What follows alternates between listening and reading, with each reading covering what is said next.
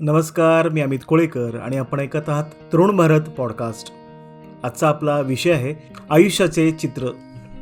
विश्वाच्या निर्मात्याने आयुष्याची रचनाच अशा प्रकारे केली आहे की जीवनात सर्वकष यश देऊनही जीवनाचे चित्र तो कुठेतरी जाणीवपूर्वक अपूर्ण ठेवतो. ही अपूर्णतेची उपस्थिती आपल्याला सतत जमिनीवरच राहा याची सतत आठवण करून देत असते. जगातील सर्वात श्रीमंतांपैकी 11व्या स्थानी असलेले व आशिया खंडातील नंबर 1चे श्रीमंत उद्योगपती रिलायन्स समूहाचे अध्यक्ष मुकेश अंबानी यांचा मुलगा अनंत अंबानी याच्या जगातील सर्वात महागड्या आणि नुकताच संपन्न झालेल्या विवाह सोहळ्याची संपूर्ण जगभरात चर्चा रंगली आहे. या समारंभात पाहुण्यांना न्याहारीसाठी तसेच दुपारचे जेवण, सायंकाळचा चहा पाणी, रात्रीचं जेवण आणि फराळासाठी तब्बल 12,000 विविध नानाविध चविष्ट पदार्थांची रेलचेल मांडण्यात आली होती.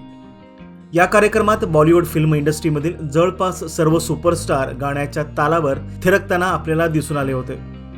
जगभरातील प्रसिद्ध ग्लॅमरस विदेशी व्यक्तिमत्वांची उपस्थिती लक्षणीय असूनही मात्र सर्वांचं लक्ष शारीरिक व्यंगाने आवाढव्य असलेल्या अनंत अंबानीवरच केंद्रित झालेले होते. कारण त्याला एका गंभीर स्वरूपाच्या आजाराने ग्रासले आहे की ज्या आजाराचा पारंपरिक औषधाने उपचार केला जाऊ शकत नाही. उपचारासाठी त्याला सतत स्टेरॉइड्स घ्यावे लागतात. या कॉर्टिकोस्टेरॉइड्समुळे अनियंत्रित भूक लागते, ज्यामुळे व्यक्ती जास्त प्रमाणात अन्न सेवन करते. परिणामी त्याचे अनियंत्रित वजन सुद्धा वाढते.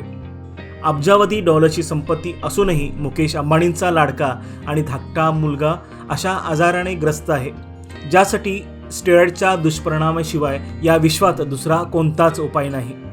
अनंतला हत्तीसारख्या आजाराने ग्रासले आहे.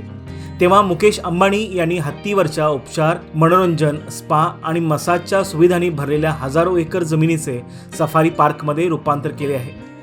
या एलिफंट सफारी पार्कमध्ये दररोज शेकडो टन सुकामेवा हत्तींना पुरविला जातो. मुकेश अंबानी यांच्या आजारी मुलासोबतच्या वैयक्तिक संघर्षाची ही फक्त एक झलक आहे.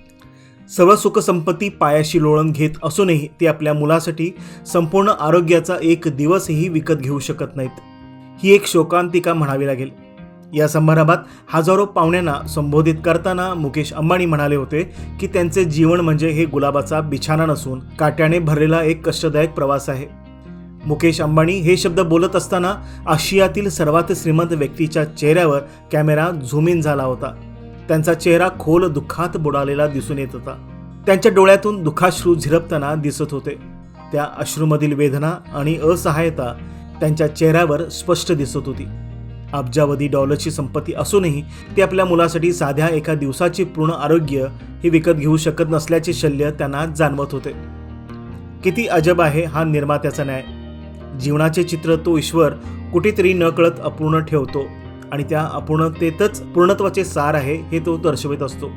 मुकेश अंबानींच्या संपत्तीचा हेवा करण्याऐवजी आपल्याही जीवनातील असलेल्या अपूर्ण चित्रासाठी आपण निर्मात्याचे आभार मानायला हवेत. कारण अंबानींच्या अपूर्ण चित्राइतके शल्यकारक चित्र आपले नाही आहे. म्हणून मित्रांनो, भगवंताने आपल्याला जे दिले त्यात आपण समाधानी राहूयात, आनंदी राहूयात आणि या जगत निर्मात्याच्या प्रति आभार आणि कृतज्ञता व्यक्त करूयात. ही पोस्ट आवडल्यास जरूर शेअर करा. पुन्हा भेटू एका नव्या बोधकथेसह. तोपर्यंत धन्यवाद.